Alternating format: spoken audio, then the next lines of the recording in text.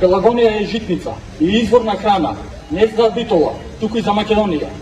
Наместо да се произведува здрава храна, политичките елити во Скопје сакат да направат депонија во општина Новаци и да носат ѓубре од 18 општини. Македонија е загадена со канцерогено масло кое се користи во рек Битола и со тоа го загадуваат воздухот, а со депонијата сакаат да ја загалат почвата, водата, животните и животната средина. Најдобро решение е селекција, одделување и рециклажа, преработка на отпадот во фабрики каде ќе се добиваат финални производи, а не изградба на депонија на смртта.